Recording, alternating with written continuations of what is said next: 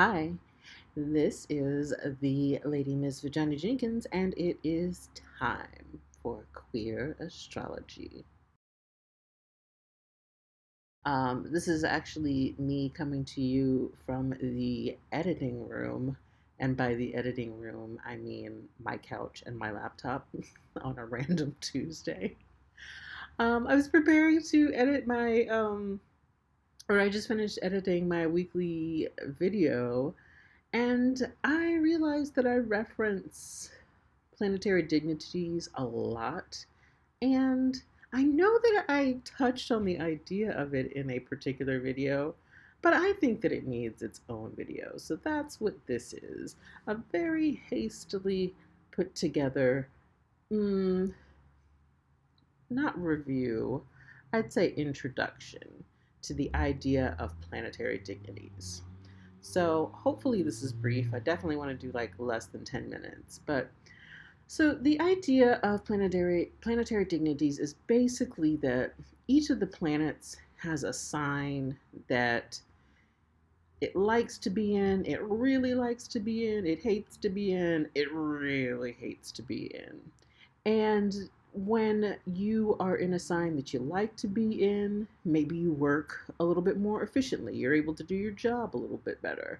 And maybe when you're in a sign that you don't like to be in, maybe you're not able to do your job as efficiently as you would like, you know? And so understanding the idea of where these planets like to be at home or in rulership, where they are exalted, where they're an honored guest, where they're in detriment, and when they're in fall, might help us to interpret any number of charts, natal charts, solar return charts, transit charts, etc., because we would understand that, this is this planet's job, but it can or cannot do it most effectively based on where it's placed in a particular sign, if that makes sense. This is the chart about it. And I just, before we get into the individual like planets and placements, I just want to break down what each of those four categories means: rulership, detriment, exaltation, and fall.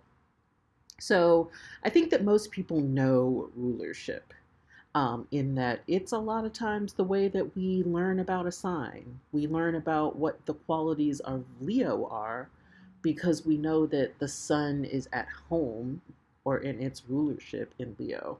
And that gives us an idea about what it means to be expressing Leo energy, shining like the sun, for example.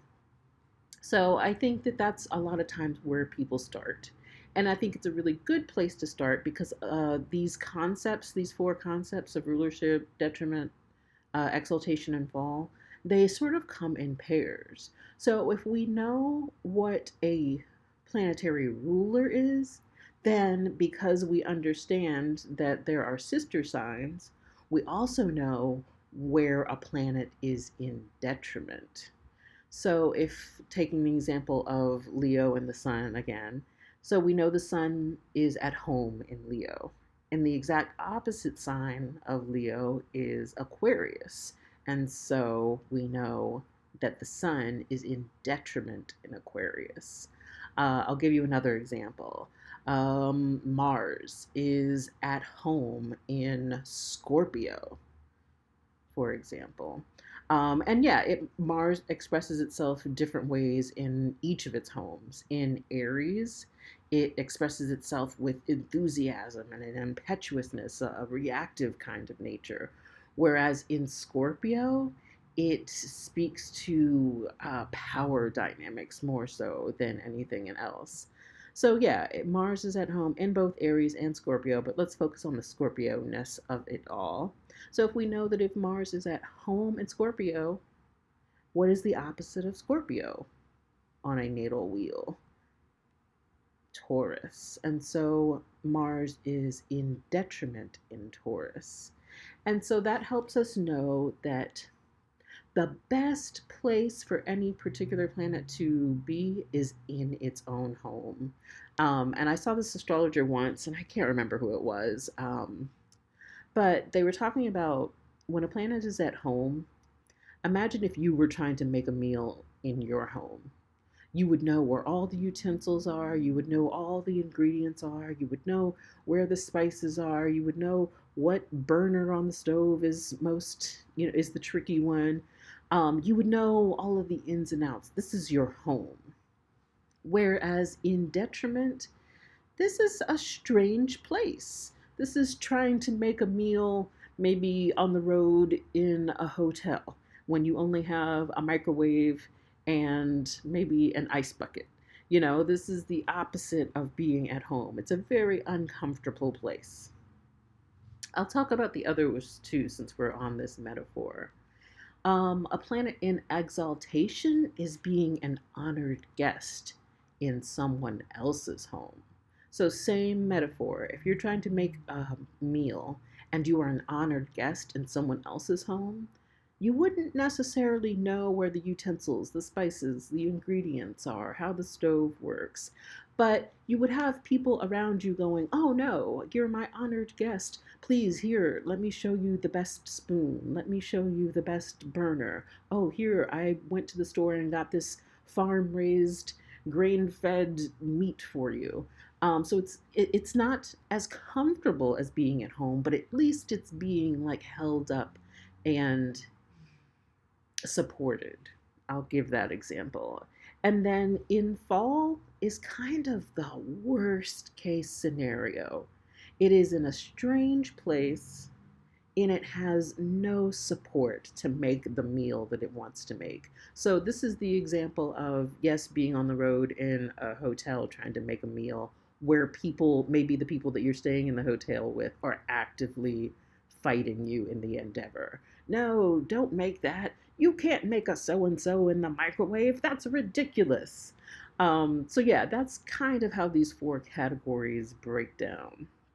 So yeah, going back to the first example, we know Sun is at home in Leo. The opposite of that would be in detriment in Aquarius. The Sun really loves and is an exalted in being in Aries. It's an honored guest in Aries. And it is in its worst case scenario in fall in Libra. And so, yeah, this is a planetary dignities chart that you can check out. It includes the outer planets, Uranus, Neptune, and Pluto. And I just want to make a note about that, that the concept of planetary dignities is a traditional astrology kind of concept, Hellenistic astrology kind of concept. And they don't actually include those last three planets.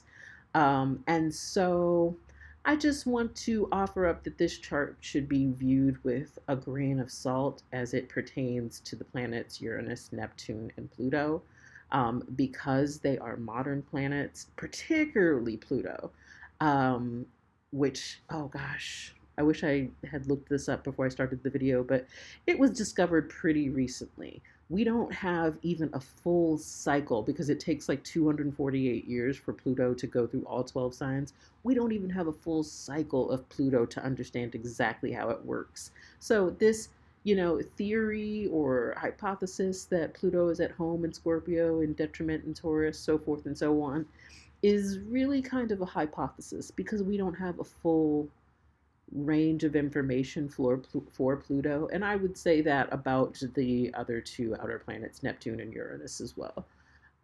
So just take that with a grain of salt as you're thinking about planetary dignities and those last three planets. But the others are absolutely set in stone, and traditional astrologers use them and have been using them in this way for centuries, generations. So yeah, this is my video about planetary dignities and what they each mean. I tend to focus on rulership, and detriment. Um, but then yeah, when I do personal readings and I'm getting into the nitty gritty of things, I'll look at the exaltation and fall as well. I think that exaltation is useful, probably the third most useful, because I think it helps you understand the highest expression of a sign. And my favorite example for that is Venus.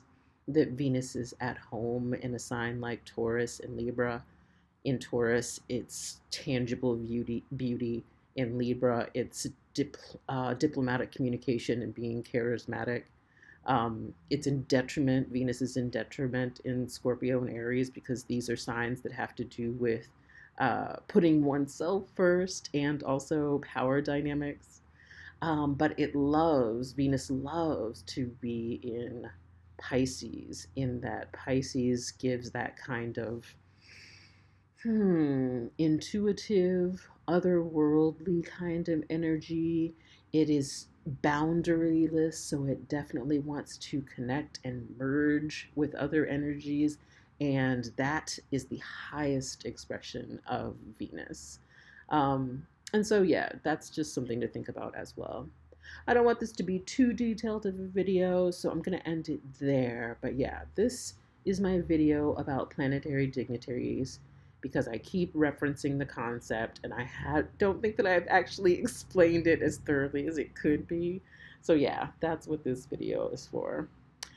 Thank you for your patience with me, and as always, thanks for watching and supporting and for making time for queer astrology.